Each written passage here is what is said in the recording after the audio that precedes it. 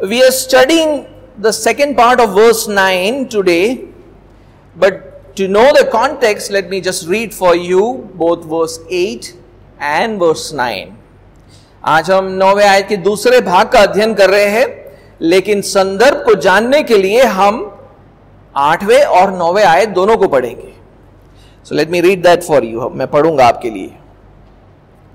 For at one time you were darkness, but now you are light in the Lord. Walk as children of light, for the fruit of light is found in all that is good and right and true. क्योंकि तुम तो पहले अंधकार थे, परंतु अब प्रभु में ज्योति हो. अतः ज्योति की संतान के समान चलो, क्योंकि ज्योति का फल सब प्रकार की भलाई और धार्मिकता और सत्य है. Let me remind you what we have been learning in this passage. मैं आपको स्मरण दिलाना चाहूंगा कि इस खंड में हम क्या सीखते आ रहे हैं. Paul says that believers in Jesus Christ are a new person. पौलुस कहता है कि यीशु मसीह पर विश्वास करने वाले लोग एक नए मनुष्य हैं. And this new person he calls light. और इस नए मनुष्य को वो ज्योति बताता है. Now this new person also has a new nature. और इस नए मनुष्य का एक नया स्वभाव भी है. By nature they are children of light. अपने स्वभाव में वो ज्योति की संतान है. Because God is light and they share in his nature. क्योंकि परमेश्वर ज्योति है और वे उसके स्वभाव में भागी होते हैं. Not his divine nature, but the other attributes of his nature. उसका दिव्य स्वभाव नहीं, बल्कि उसके स्वभाव के बाकी गुणों में हम भागी होते हैं. Like goodness, righteousness and truth. जैसे कि भलाई, धार्मिकता और सत्य. That is why Paul tells them that their lifestyle should display these attributes. उसलिए पौलुस कहता है कि ये गुण विश्वासियों के अंदर दिखना चाहिए. He tells them walk as children of light. वो उनसे कहता है ज्योति की संतान के समान चलो. So it's important that we understand each of these attributes well before we are even able to put it into practice. तो हमें इन गुणों को समझना जरूरी है, इसको हमारे जीवन में लागू करने से पहले.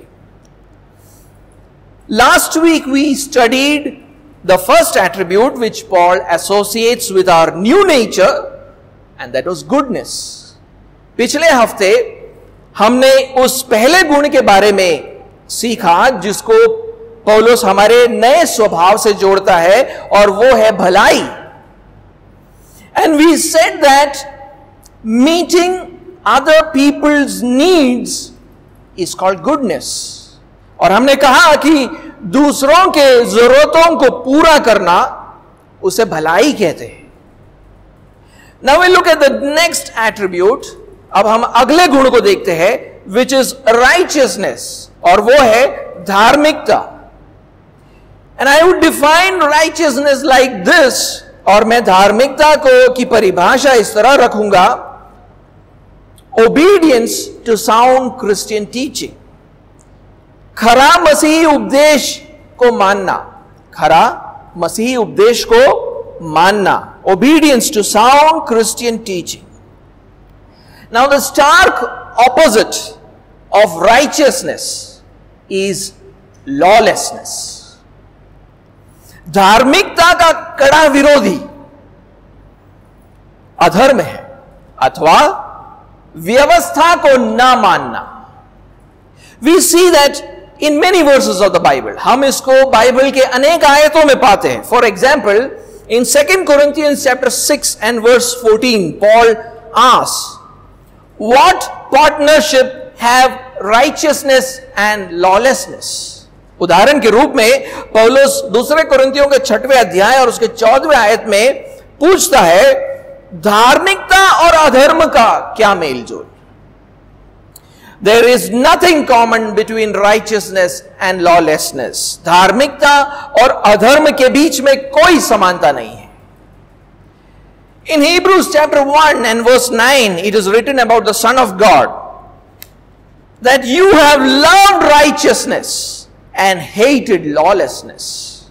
इब्रानियों के पहले अध्याय 9वें आयत में परमेश्वर के पुत्र के बारे में यूं लिखा है, तूने धर्म से प्रेम और अधर्म से बैर रखा है. The one who loves righteousness hates lawlessness. वो जो धर्म से प्रेम रखता है वो अधर्म से बैर करता है. They are stark opposites. ये दोनों एक दूसरे के विरोधी है. Before we believed in Jesus Christ, we lived in lawlessness.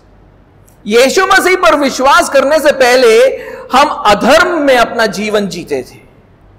It was in our nature to break God's laws. परमेश्वर के व्यवस्था का उल्लंघन करना हमारा स्वभाव था. But on the cross, Jesus endured God's punishment for our lawlessness. लेकिन क्रूस के ऊपर यीशु ने हमारे अधर्मों के लिए परमेश्वर के दंड को सहा. And when we receive this sacrifice through faith, we become a new person. और जब हम इस बलिदान को स्वीकार करते हैं यीशु मसीह पर विश्वास करने के द्वारा, तब हम एक नए मनुष्य बन जाते हैं. The lawless man in us dies with Christ Jesus. हमारे अंदर का अधर्मी मनुष्य यीशु मसीह के साथ मर जाता है. And we became a new person in Christ Jesus who is righteous by nature. और हम एक नए मनुष्य बन गए यीशु मसीह में जो स्वभाव से धर्मी है. In 1 Peter chapter 2 and verse 24, it is written about what Jesus did. पहले पत्रस दूसरे अध्याय और उसके 24वें आयत में यीशु मसीह के बारे में यूं लिखा है. It says, He himself bore our sins in His body on the cross, so that we might die to sin and live to righteousness. For by His wounds you were healed. क्योंकि लिखा है वो आप ही यानी यीशु मसीह हमारे पापों को अपनी देह पर लिए हुए क्रूस पर चढ़ गया, जिसमें हम पापों के लिए मरकर यानी हम पापों के लिए मर गए और धार्मिकता के लिए जीवन बिताए. उसी के मार खाने से तुम चंगे हुए. So our old person who was a slave to sin died in Jesus. तो हमारा जो पुराना मनुष्य था जो पाप के दासत्व में था वो यीशु मसीह में मर गया. Now we are a new person in Christ Jesus who is a slave to righteousness. अब हम एक नए मनुष्य है यीशु मसीह में और हम धार्मिकता के दास बन चुके हैं. Earlier we obeyed only sin. Now we are obedient to sound Christian teaching. हम पहले पाप को मानते थे, अब हम मसीह उपदेश को मानते हैं. Let me read for you from Romans chapter 6. मैं रोमियो के 6वें अध्याय से पढ़ना चाहूंगा. Romans chapter 6 and verse 17 and 18. Romeo का 6वां अध्याय 17वां और 18वां आयत. But thanks be to God that you who were once slaves of sin have become obedient from the heart to the standard of teaching to which you were committed, and having been set free from sin have become slaves of righteousness. परंतु परमेश्वर का धन्यवाद हो कि तुम जो पाप के दास थे अब मन से उस उपदेश के मानने वाले हो गए जिसके सांचे में ढाले गए थे और पाप से छुड़ाए जाकर धर्म के दास हो गए हो. Also let me read for you Philippians and chapter 1 and verse 11. Philippians chapter 1 verse 11. फिलिपियों का पहला अध्याय 11वां आयत. filled with the fruit of righteousness that comes through Jesus Christ to the glory and praise of God. और उस धार्मिकता के फल से जो यीशु मसीह के द्वारा होते हैं भरपूर होते जाओ, जिससे परमेश्वर की महिमा और स्तुति होती है. We have a new righteous nature through faith in Jesus Christ. यीशु मसीह के द्वारा हमने एक नया धार्मिक स्वभाव पाया है. So the nature of our old person was to do lawlessness, but the nature of our new person is righteousness, which basically means to be obedient to sound Christian teaching. तो हमारा पुराना मनुष्यत्व का स्वभाव अधर्म था, लेकिन हमारे नए मनुष्य का स्वभाव धार्मिकता है अथवा खरे मसीह शिक्षा का को मानना. But this new person is still a child. लेकिन ये जो नया मनुष्य है वो आज भी एक बालक है. He has not matured and become perfect like Jesus Christ. ये परिपक्व होकर मसीह यीशु के समान सिद्ध नहीं हुआ है. And that is why under the influence of the world, Satan and fleshly desires, he often goes back to the old ways of lawlessness. और इसीलिए अक्सर इस दुनिया शैतान और हमारे ही शारीरिक लालसाओं के प्रभाव में आकर अधर्म के वो पुराने राह पर हम चलने लगते हैं. ये जो नया मनुष्य है फिर से अधर्म के राह पर चलने लगता है. That's why Paul says in Ephesians chapter 4 and verse 17 to 19, उसीलिए पौलुस चौथे अध्याय और उसके 17वें आयत से 19वें आयत में, see this is what he tells the believers. देखिए वो विश्वासियों से क्या कहता है. Chapter 4 verse 17 to 19, चौथा अध्याय 17 से 19. Now this I say and testify in the Lord that you must no longer walk as the Gentiles do, in the futility of their minds. They are darkened in their understanding, alienated from the life of God because of the ignorance that is in them, due to their hardness of heart. They have become careless and have given themselves up to sensuality, greedy to practice every kind of impurity.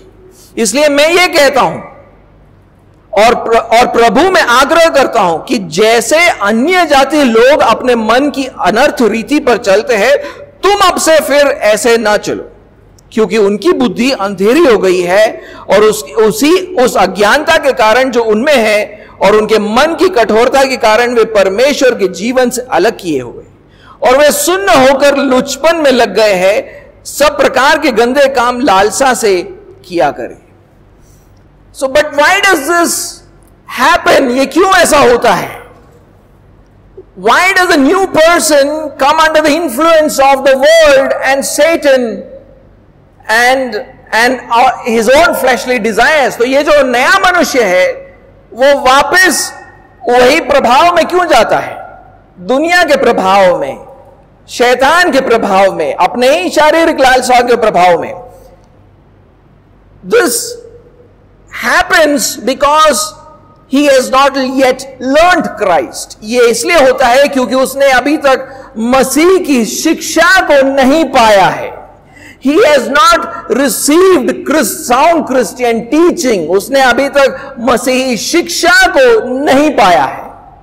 Look at the very next two verses what Paul says. बिल्कुल अगले आयतों को पढ़े जिसको पौलुस कहता है वहां पर.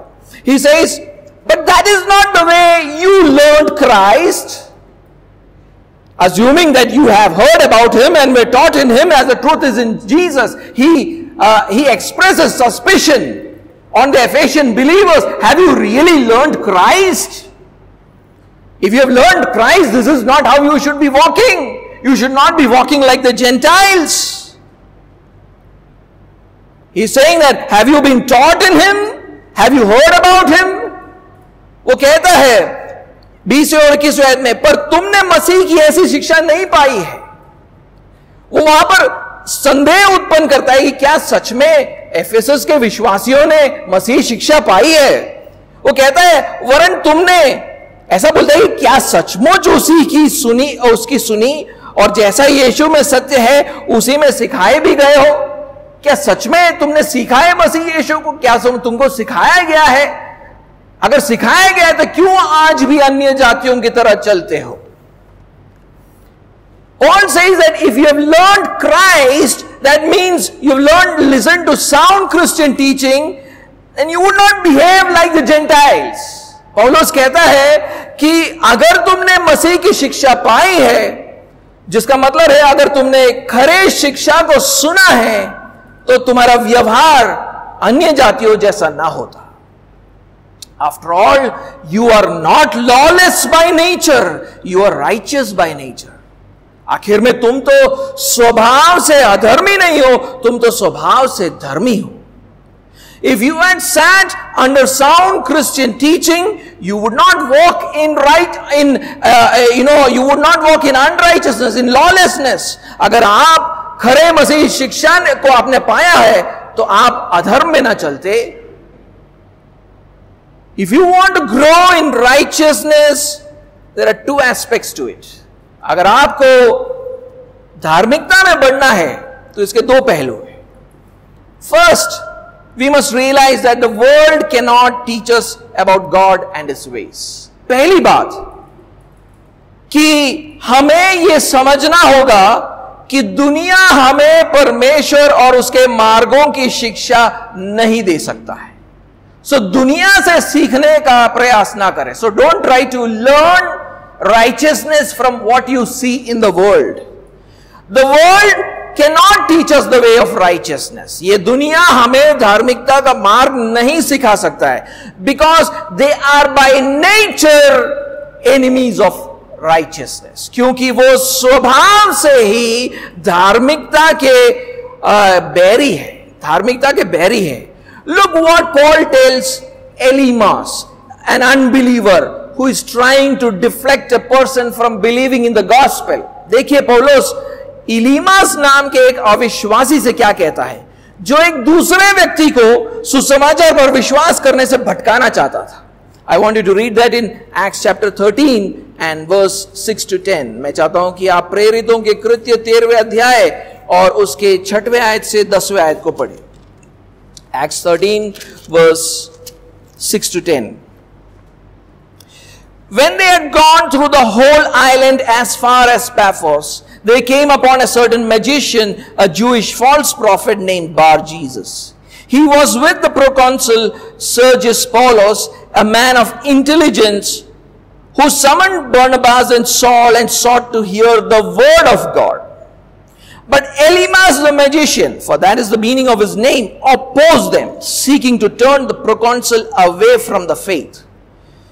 But Saul, who was also called Paul, filled with the Holy Spirit, looked intently at him and said, "You son of the devil, you enemy of all righteousness, full of all deceit and villainy, will you not stop making crooked the straight paths of the Lord?"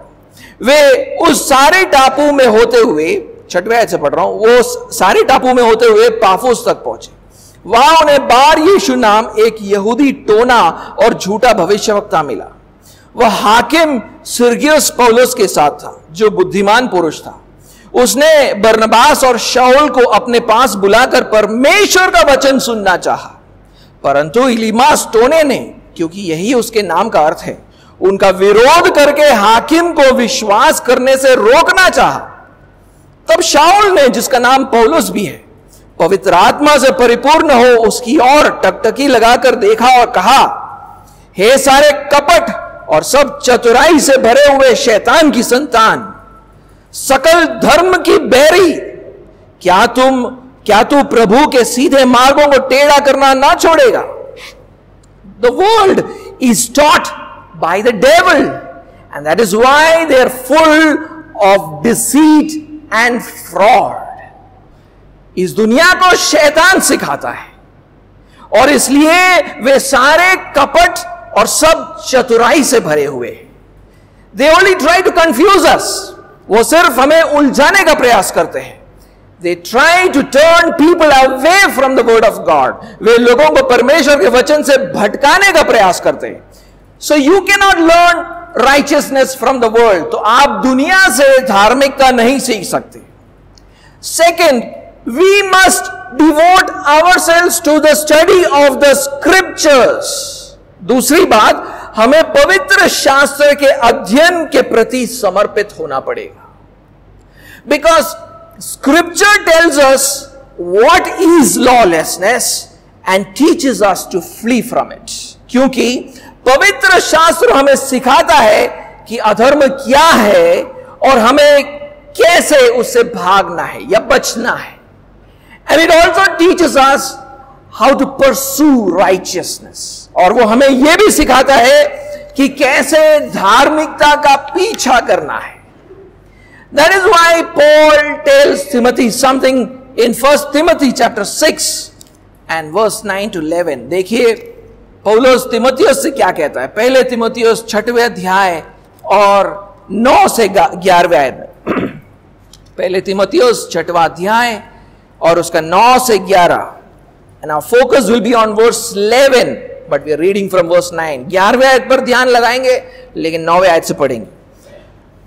But those who desire to be rich fall into temptation, into a snare, into many senseless and harmful desires that plunge people into ruin and destruction. For the love of money is the root of all kinds of evils. It is through this craving that some have wandered away from the faith and pierced themselves with many fangs. But as for you, O man of God, flee these things. Pursue righteousness. And then he goes on to say godliness, faith, love, steadfastness, gentleness. वहां ऐसा लिखा है, पर जो धनी होना चाहते हैं वे ऐसी परीक्षा और फंदे और बहुत से व्यर्थ और हानिकारक लालसाओं में फंसते हैं जो मनुष्यों को बिगाड़ देती है और विनाश के समुद्र में डुबा देती है. क्योंकि रुपये का लोभ सब प्रकार की बुराइयों की जड़ है, जिसे प्राप्त करने का प्रयत्न करते हुए बहुतों ने विश्वास से भटक कर अपने आप को नाना प्रकार के दुखों से छलनी बना लिया है. अब 11वें आयत को ध्यान दे. पर हे परमेश्वर के जन, तू इन बातों से भाग और धर्म का पीछा कर. धर्म के अलावा धर्म, भक्ति, विश्वास, प्रेम, धीरज और नम्रता का पीछा कर. Also I want you to read 2 Timothy chapter 2 and verse 22. मैं चाहता हूं कि दूसरे तिमोथियुस का दूसरा अध्याय 22वां आयत में पढ़े. 2 Timothy chapter 2 verse 22. So flee youthful passions and pursue righteousness, faith, love and peace along with those who call on the Lord from a pure heart. जवानी की अभिलाषाओं से भाग और जो शुद्ध मन से प्रभु का नाम लेते हैं उनके साथ धर्म का पीछा कर. We must not only flee from sin, but we must pursue righteousness with those who call on the name of the Lord. हमें सिर्फ पाप से भागना ही नहीं बल्कि धार्मिकता का पीछा भी करना है उन लोगों के साथ मिलकर जो प्रभु का नाम लेते हैं. Christians must come together regularly for the study of the scriptures because it is the scriptures which train us for righteousness. मसीहों को लगातार पवित्र शास्त्र के अध्ययन के लिए मिलना चाहिए क्योंकि पवित्र शास्त्र ही हमें धर्म की शिक्षा देता है. That is why in 2 Timothy chapter 3 and verse 16 Paul says, all scripture is inspired by God and profitable for what? For training in righteousness. उसीलिए दूसरे तिमोथियुस 3 अध्याय 16वें आयत में पौलुस कहता है संपूर्ण पवित्र शास्त्र परमेश्वर की प्रेरणा से रचा गया है और धर्म की शिक्षा के लिए लाभदायक है. Scripture instructs us how to walk in righteousness. पवित्र शास्त्र हमें सिखाता है कि हमें कैसे धार्मिकता में चलना है. So Paul is saying that those who believe in Jesus Christ are the children of God. तो पौलुस कह रहा है कि जो लोग यीशु मसीह पर विश्वास करते हैं वो परमेश्वर की संतान हैं. They are called the children of God or children of light because they share in the attributes of God's nature. उनको परमेश्वर की संतान अथवा ज्योति की संतान कहा गया है क्योंकि वो परमेश्वर के स्वभाव के गुणों में भागी होते हैं. And one of those attributes is righteousness, और उनमें से एक गुण है धार्मिकता. And just as God never acts in contradiction to His law, children of God would not also act in contradiction to God's laws. जैसे परमेश्वर खुद अपने व्यवस्था के विरोध में नहीं जाता है, वैसे ही परमेश्वर के संतान भी उसके व्यवस्था के विरोध में नहीं जाते हैं. They want to be obedient to sound Christian teaching. वो खरी मसीह शिक्षा को मानना चाहते हैं. One last verse, 1 John chapter 3 and verse 10. पहला यूहन्ना और तीसरा अध्याय और 10वां आयत. 1 John chapter 3 and verse 10. By this it is evident who are the children of God and who are the children of the devil. Whoever does not practice righteousness is not of God, nor is the one who does not love his brother. इसी से परमेश्वर की संतान और शैतान की संतान जाने जाते हैं. जो कोई धर्म के काम नहीं करता वो परमेश्वर से नहीं, यानी परमेश्वर की संतान नहीं है वो, और ना वो जो अपने भाई से प्रेम नहीं करता. So how do you know if a person is a true believer? आप कैसे जानोगे कि एक व्यक्ति सच में एक सच्चा विश्वासी है? Paul gives 3 attributes of the new person in Christ. पौलुस हमें यीशु मसीह में जो नया मनुष्य है उसके 3 गुण बताता है. One is goodness, एक है भलाई. The good nature of a believer propels him to meet other people's needs. एक विश्वासी का भला स्वभाव उसे दूसरों के जरूरतों को पूरा करने के लिए प्रेरित करता है. He cannot look at a man and turn the man in need and turn the other way. वो जरूरतमंद व्यक्ति को देखकर अपना मुंह नहीं फेर सकता है. He will do something to meet the needs of people. वो लोगों की जरूरतों को पूरा करने के लिए कुछ तो करेगा. The second is righteousness, और दूसरा है धार्मिकता. The righteous nature of a believer inclines him towards obeying the scriptures. एक विश्वासी का धर्मी स्वभाव उसे पवित्र शास्त्र को मानने के लिए प्रेरित करता है. Believers are known for growing in obedience to the scriptures. विश्वासी पवित्र शास्त्र के प्रति आज्ञाकारिता में बढ़ने के लिए जाने जाते हैं. Lots of people come to the church and listen to the Bible being preached. बहुत सारे लोग कलीसिया में आते हैं और बाइबल के प्रचार को सुनते हैं. But the believer takes joy not just in listening to the word being preached. और एक विश्वासी का आनंद सिर्फ इस बात में नहीं है कि उसने आज का प्रचार सुना. His joy is complete only when he obeys the word. उसका आनंद तब पूरा होता है, संपूर्ण होता है, जब वो सुने हुए वचन को अपने जीवन में लागू करता है. Believers are doers of the word, not just listeners of the word. विश्वासी वचन को सिर्फ सुनने वाले नहीं बल्कि करने वाले लोग होते हैं. How many of you learned about goodness last week and started looking out for people who are in need? आप में से कितने लोगों ने पिछले हफ्ते भलाई के बारे में सीखकर जरूरतमंदों के बारे में सोचने आप लगे, आप उनको ढूंढने लगे कि किसकी मदद में करूं? If you are a person who listens to the Sunday sermon and tries to apply it in your life, then it shows that you have a new nature from God. अगर आप इतवार के प्रचार को सुनते हो और उसको अपने जीवन में लागू करना चाहते हो तो आप एक नए मनुष्य हो यीशु मसीह में. A righteous nature wants to be obedient to sound Christian teaching. एक धार्मिक स्वभाव मसीह शिक्षा को मानना चाहता है. The third and final attribute that Paul mentions is truth.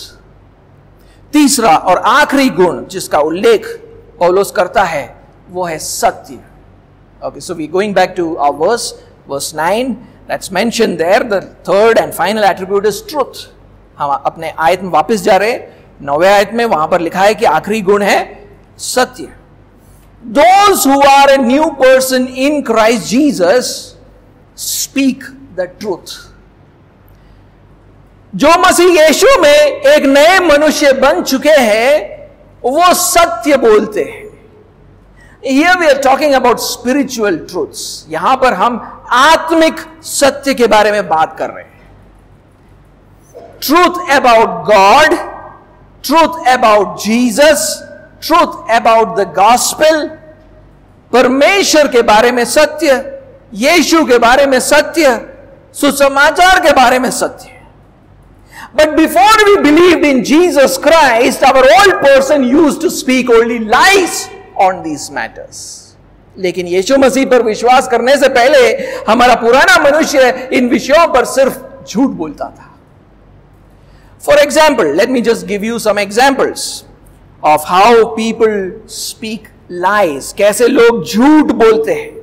The condition of the unbeliever, अविश्वासी के परिस्थिति को मैं आपको समझाना चाहता हूं. Let's turn to Romans chapter 1. मैं रोमियो के पहले अध्याय में जाना चाहता हूं. Romans chapter 1 and let's read verse 18 to 20. 18वें आयत से 20वें आयत को पढ़ेंगे. Romans 1, 18 to 20. For the wrath of God is revealed from heaven against all ungodliness and unrighteousness of men who by their unrighteous suppress the truth. For what can be known about God is plain to them because God has shown it to them. For his invisible attributes, namely his eternal power and divine nature, have been clearly perceived ever since the creation of the world in things that have been made, so they are without excuse. परमेश्वर का क्रोध तो उन लोगों के की सब अभक्ति और अधर्म पर स्वर्ग से प्रकट होता है, जो सत्य को अधर्म से दबाए रखते हैं. इसलिए कि परमेश्वर के विषय का ज्ञान उनके मनों में प्रकट है, क्योंकि परमेश्वर ने उन पर प्रकट किया है. उसके अनदेखे गुण अर्थात उसकी सनातन सामर्थ और परमेश्वरत्व जगत की सृष्टि के समय से उसके कामों के द्वारा देखने में आते हैं, यहां तक कि वे निरुत्तर हैं. Unbelievers know the truth about God through creation. अविश्वासी सृष्टि के द्वारा परमेश्वर के सत्य के बारे में जानते हैं. They know about his eternal power and divine nature. वे उसके सनातन सामर्थ और परमेश्वरत्व को जानते हैं. Yet what they do? फिर वो क्या करते हैं? They suppress the truth about God. परमेश्वर के सत्य को फिर भी दबाने का प्रयास करते हैं. They do not acknowledge it. वो उसका अंगीकार नहीं करते.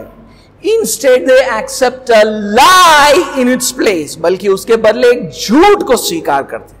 Read verse 22 and 23. 22 और 23 आयत को पढ़िए.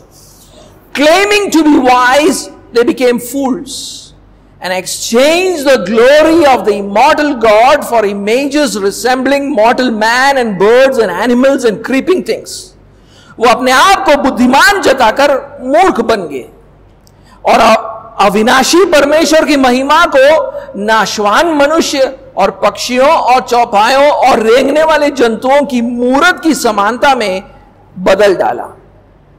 They worship idols made in the form of mortal fleshly creatures like human beings, four-footed animals and crawling creatures.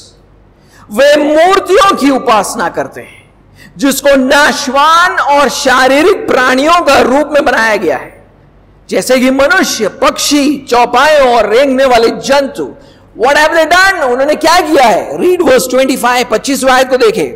Because they exchanged the truth about God for a lie and worshipped and served the creature rather than the Creator who is blessed forever. Amen.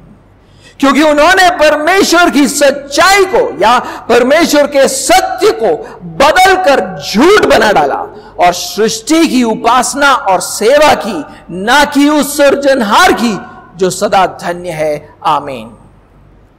So they had the truth about God, but they suppress that truth. Instead, they hold on to a lie. वो परमेश्वर के बारे में सत्य को जानते हैं, लेकिन उस सत्य को वो दबाते हैं और उस सत्य के बदले एक झूठ को स्वीकार करते हैं. Another example of how people work against the truth. Let me read for you from Galatians chapter 2 and verse 5. एक और उदाहरण जहां पर लोग सत्य के विरोध में कार्य करते हैं, उसके लिए हम गलातियों के 2 अध्याय और 5वें आयत में जाएंगे. Galatians chapter 2 and verse 5. To them we did not yield in submission even for a moment, so that the truth of the gospel might be preserved for you. एक घड़ी भर उनके अधीन होना हमने न माना, इसलिए कि सुसमाचार की सच्चाई या सुसमाचार का सत्य तुम में बनी रहे या तुम में बना रहे. Now Paul is saying that they did not yield to the demands of Jewish false teachers. यहां पर पौलुस कह रहा है कि हम यहूदी झूठे उपदेशकों के मांगों के अधीन नहीं हुए. These teachers taught that in order to be saved, Gentiles must not only have faith in Jesus Christ, but they must also follow the laws of Moses. उन्होंने इन झूठे उपदेशकों ने यह सिखाया कि उद्धार पाने के लिए अन्य जातियों को सिर्फ यीशु मसीह पर विश्वास करने से नहीं काम चलेगा, उनको मूसा के व्यवस्था का पालन भी करना पड़ेगा. They said that Gentile believers must be circumcised. वो कहते थे कि अन्य जातियों को खतना करवाना पड़ेगा.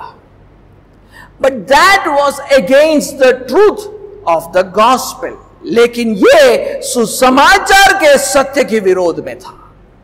The gospel teaches us that in order to be saved, one needs to just believe in Jesus Christ.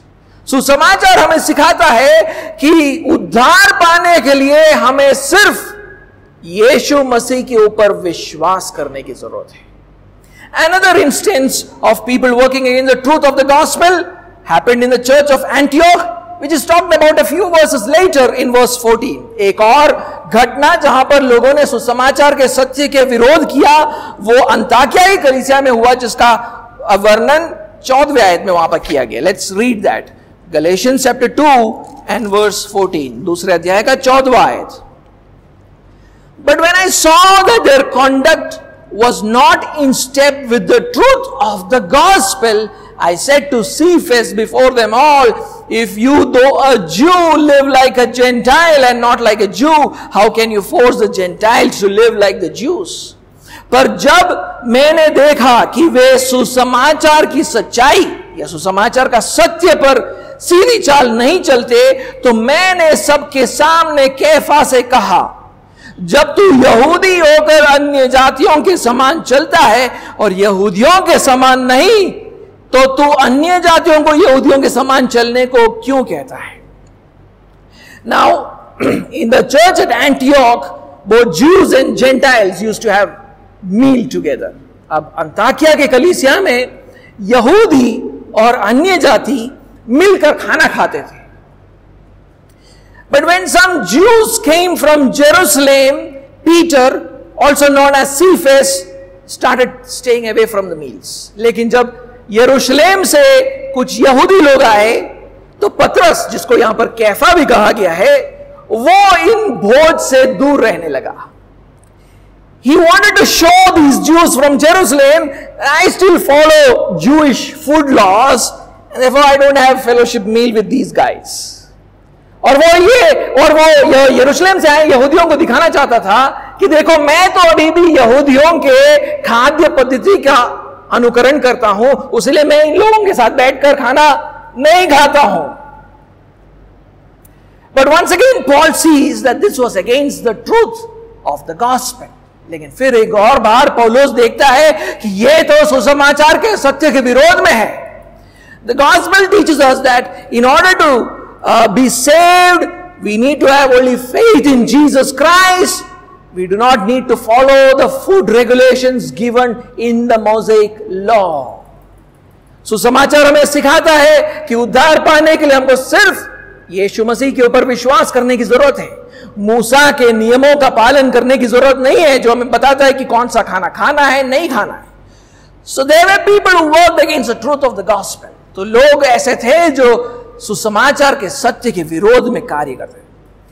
To summarize, truth is another word for sound doctrine. तो इन बातों का सार यह है कि सत्य एक दूसरा शब्द है जो खरे शिक्षा के लिए इस्तेमाल किया जाता है. For example, let me read for you from 2 Timothy. मैं उदाहरण के लिए 2 तिमोथियुस 4 अध्याय से आपके लिए पढ़ना चाहता हूं. 2 Timothy chapter 4 verse 3 and 4. For the time is coming when people will not endure sound teaching, but having itching ears they will accumulate for themselves teachers to suit their own passions, and will turn away from listening to the truth. So instead of sound teaching, he's replacing that with the word truth. Will turn away from listening to the truth and wander off into myths. क्योंकि ऐसा समय आएगा जब लोग खरा उपदेश न सह सकेंगे न सह सकेंगे, पर कानों की खुजली के कारण अपनी अभिलाषाओं के अनुसार अपने लिए बहुत से उपदेशक बटोर लेंगे और अपने कान सत्य से फेर कर, यानी अब खरा उपदेश जो शब्द है उसको हटाकर सत्य का इस्तेमाल कर रहा है, सत्य से फेर कर कथा कहानियों पर लगाएंगे. So here sound doctrine is equated with truth. यहां पर खरी शिक्षा को सत्य बताया गया है. So truth refers to all right doctrine. तो सत्य का मतलब है हर प्रकार की सही शिक्षा. The doctrine of God, the doctrine of man, the doctrine of the person and work of Christ, the doctrine of salvation, the doctrine of the end times. परमेश्वर के बारे में शिक्षा, मनुष्य के बारे में शिक्षा, मसीह के व्यक्तित्व और उसके कार्य के बारे में शिक्षा, उद्धार के बारे में शिक्षा, कलीसिया के बारे में शिक्षा, अंत के दिनों के बारे में शिक्षा. Before a person came to faith in Jesus Christ, he did not hold to the truth on any of these matters. यीशु मसीह पर विश्वास करने से पहले वो व्यक्ति इन विषयों पर सत्य को नहीं मानता था. Rather he spoke lies and falsehood, बल्कि इन विषयों पर झूठ बोलता था. They were people who went astray from the truth. ये ऐसे लोग थे जो सत्य से भटक गए थे. People who opposed the truth, जो सत्य का विरोध करते थे. People who turned away their ears from the truth, जिन्होंने अपने कानों को सत्य से फेर दिया था. But only when we believe in Jesus Christ, a person comes to the knowledge of the truth. लेकिन जब एक व्यक्ति यीशु मसीह पर विश्वास करता है, वो सत्य के पहचान में प्रवेश करता है. That is why Paul says in Ephesians chapter 4 and verse 21 that truth is in Jesus. इसीलिए पौलुस 4 अध्याय के 21वें आयत में कहता है यीशु में सत्य है. In Colossians chapter 2 and verse 3 he says, in Christ are hidden all the treasures of wisdom and knowledge. कोलोसियों के 2 अध्याय 3 आयत में पौलुस कहता है मसीह में बुद्धि और ज्ञान के सारे भंडार छिपे हुए. Actually, it is belief in the truth about Christ that makes us a new person. बल्कि मसीह के सत्य पर विश्वास करने से ही हम नए मनुष्य बनते हैं. Let's read Ephesians chapter 4 and verse 24, and I'm reading this from the NASB translation.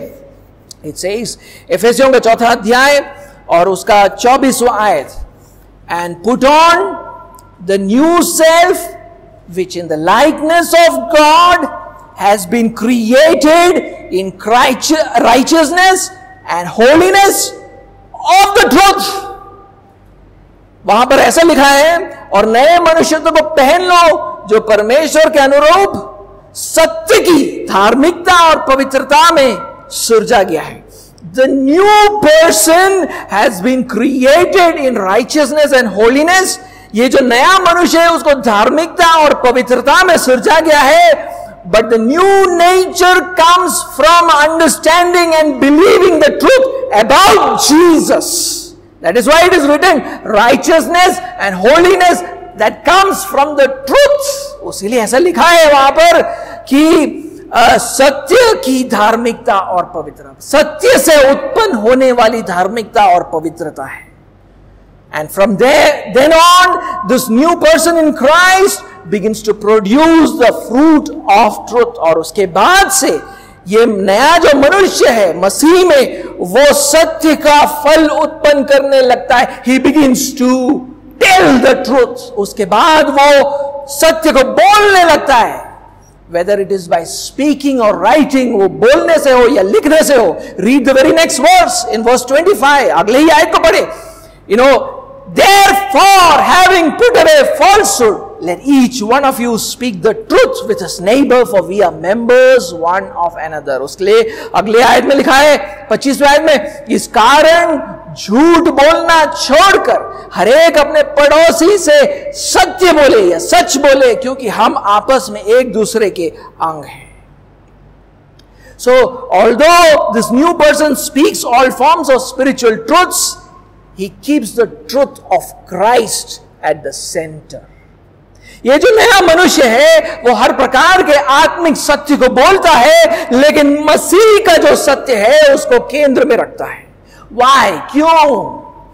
Because he realizes that others will become a new person like him when they believe in the truth about Christ. क्योंकि वो जानता है कि जब वे भी मसीह के सत्य पर विश्वास करेंगे तब वे मेरे जैसे नया मनुष्य बनेंगे.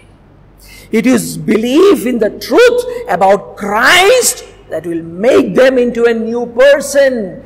मसीह का जो सत्य है वो एक मनुष्य को नया मनुष्य बनाता है.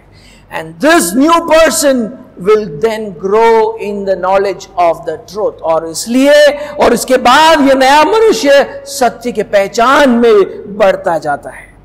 For Paul, believing the truth about Christ is followed by more knowledge of the truth. पौलुस के लिए मसीह के सत्य पर विश्वास करने के बाद ही एक मनुष्य सत्य के ज्ञान में बढ़ने लगता है. Read 1 Timothy chapter 2 and verse 4. पहले तिमोथियस 2 अध्याय और उसके 4 आयत को पढ़िए. So there it writes, 1 Timothy chapter 2 verse 4, पहला तिमोथियस 2 अध्याय 4 आयत. God desires all people to be saved, so saved and then come to the knowledge of the truth. जो ये चाहता है, यानी परमेश्वर ये चाहता है कि सब मनुष्यों का उद्धार हो और वे सत्य को भली भांति पहचान ले. So you are first saved by believing the truth about Christ and then you grow into the knowledge of the truth. आप मसीह के सत्य के बारे में विश्वास करते हो और उद्धार पाते हो और उसके बाद आप सत्य की पहचान में बढ़ते हो. I want you to read 1 Timothy chapter 4 and verse 3. पहला तिमोथियस 4 अध्याय 3 आयत. 1 Timothy chapter 4 verse 3. पहला तिमोथियस 4 अध्याय 3 आयत. Who forbid marriage and require abstinence from foods that God created to be received with thanksgiving by those who believe and know the truth. Believe and know the truth. क्योंकि परमेश्वर की सर्जी हुई हर एक वस्तु अच्छी है और कोई वस्तु अस्वीकार करने की योग्य नहीं, पर यह है कि धन्यवाद से खाया जाए. तो वहां पर ऐसा लिखा है कि क्योंकि परमेश्वर की सर्जी हुई हर एक वस्तु अच्छी है और कोई वस्तु अस्वीकार करने की योग्य, पर यह धन्यवाद के साथ खाई जाए क्योंकि परमेश्वर के वचन और प्रार्थना के द्वारा वो शुद्ध हुई है. ओके. तो वहां पर तीसरा आयत में ऐसे लिखा है, जो विवाह करने से रोकेंगे और भोजन की कुछ वस्तुओं से परे रहने की आज्ञा देंगे, जिन्हें परमेश्वर ने इसलिए सिरजा कि विश्वासी और सत्य की पहचानने वाले उन्हें धन्यवाद के साथ खाए। Those who believe and know the truth, people believe Christ, know the truth. जो वहां पर लिखा है विश्वासी और सत्य को पहचानने वाले लोग पहले मसीह पर विश्वास करते हैं और फिर उसके बाद सत्य की पहचान में बढ़ते हैं। Read 2 Timothy chapter 2 and verse 25। दूसरा तिमोथियुस दूसरा अध्याय 25वें आयत में जाएं। 2 Timothy chapter 2 verse 25। Correcting his opponents with gentleness, God may perhaps grant them repentance leading to a knowledge of the truth. लिखा है वह विरोधियों को नम्रता से समझाए, क्या जाने परमेश्वर उन्हें मन फिराव का मन दे कि वे भी सत्य को पहचाने। Repentance leads into the knowledge of the truth. मन फिराव लोगों को सत्य की पहचान की ओर ले जाता है। So we can say that if you come to know the truth about Christ, then you will come to know all truths. तो अगर आप मसीह यीशु के सत्य को जानोगे तो आप बाकी सारे सत्य को जान पाओगे। And that is why it was Paul's goal in life to keep speaking the truth which was centered in Christ Jesus. तो पौलुस का जीवन का उद्देश्य यह था कि वो सत्य को इस तरह बोले कि हमेशा केंद्र में यीशु। Read 1 Timothy chapter 2 and verse 7। पहले तिमोथियुस दूसरे अध्याय 7वें आयत को पढ़े। 1 Timothy chapter 2 and verse 7. For this I was appointed a preacher and an apostle. I am telling the truth, I am not lying. A teacher of the Gentiles in faith and truth. लिखा है कि मैं सच कहता हूं, झूठ नहीं बोलता, कि मैं इसी उद्देश्य से प्रचारक और प्रेरित और अन्य जातियों के लिए विश्वास और सत्य का उपदेशक ठहराया गया।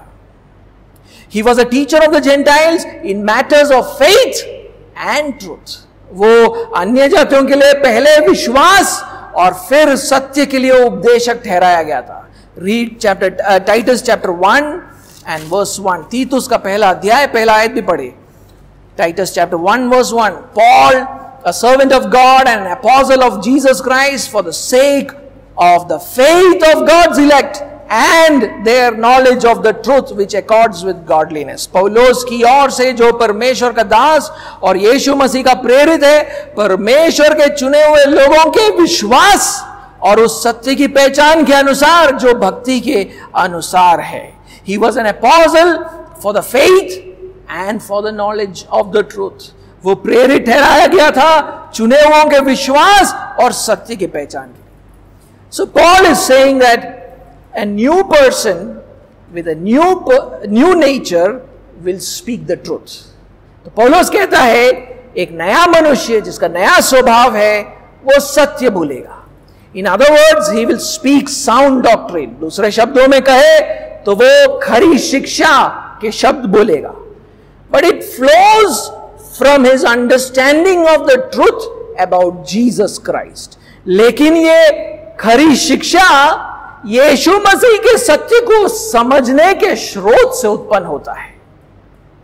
And this truth about Jesus Christ is often called the gospel. और यीशु मसीह के बारे में इस सत्य को अक्सर हम सुसमाचार कहते हैं। That is why one of the mission statements for our church is Christ-centered preaching and teaching. इसीलिए हमारे कलीसिया का एक मिशन स्टेटमेंट है मसीह पर केंद्रित प्रचार और शिक्षा।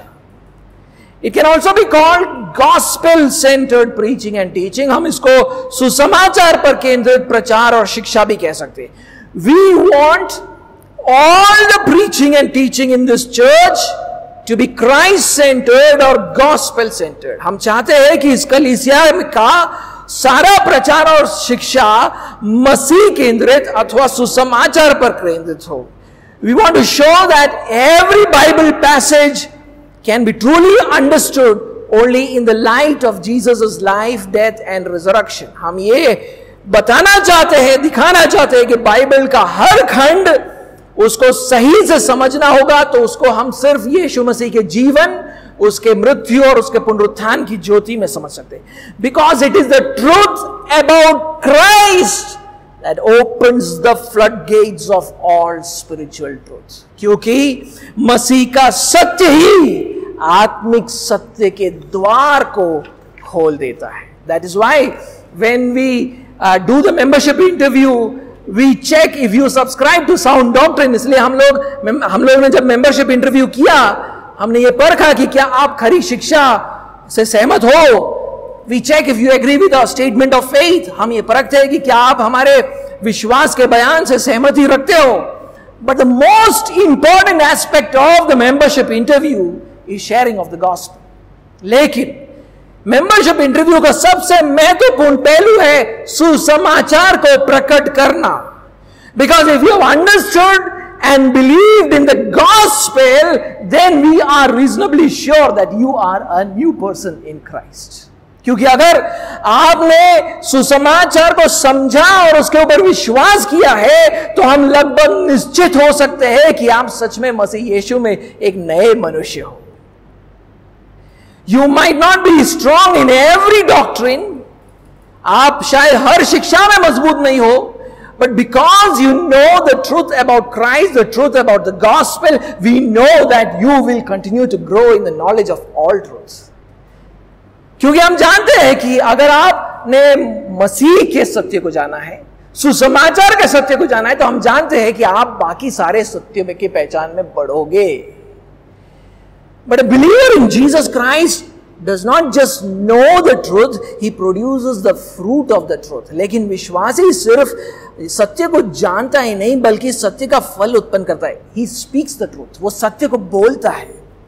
Because he wants others who are deceived by the lies of the devil also to know the truth. क्योंकि वो चाहता है कि दूसरे लोग जो शैतान के झूठ से भ्रमित है वे भी सत्य को जाने. But the constant theme of his words is Jesus Christ. लेकिन उसके शब्दों का निरंतर विषय यीशु मसीह होता है. Because he knows that only if people come to know the truth about Christ, they will know the complete truth. क्योंकि वो जानते हैं कि सिर्फ अगर लोग मसीह के सत्य को जानेंगे तो सारे सत्य को जानेंगे. If you are a new person in Christ, then you will tell others about Christ. अगर आप मसीह में एक नए मनुष्य हो तो आप दूसरों को मसीह के बारे में बताएंगे. A true believer cannot keep silent about Christ. एक सच्चा विश्वासी मसीह यीशु के बारे में चुप नहीं बैठ सकता है. Sharing Christ or sharing the gospel is in the nature of the true believer. सुसमाचार को बांटना, मसीह यीशु के बारे में बताना, ये एक नए विश्वासी के स्वभाव में है. So just to summarize, Paul, तो पौलुस का सार बताते हुए, if you are meeting other people's needs, if you're growing in obedience to sound Christian teaching, if you're telling people about Christ and sound doctrine, then you're walking like children of light. You're walking like the children of God. तो पौलुस कहता है कि अगर आप दूसरों की जरूरतों को पूरा कर रहे हो, अगर आप खरे शिक्षा को मानने में बढ़ रहे हो, अगर आप दूसरे लोगों को मसीह के बारे में बता रहे हो या उन्हें खरी शिक्षा बता रहे हो, तो आप ज्योति की संतान के समान चल रहे हो. तो आप परमेश्वर के संतान के समान चल रहे हो.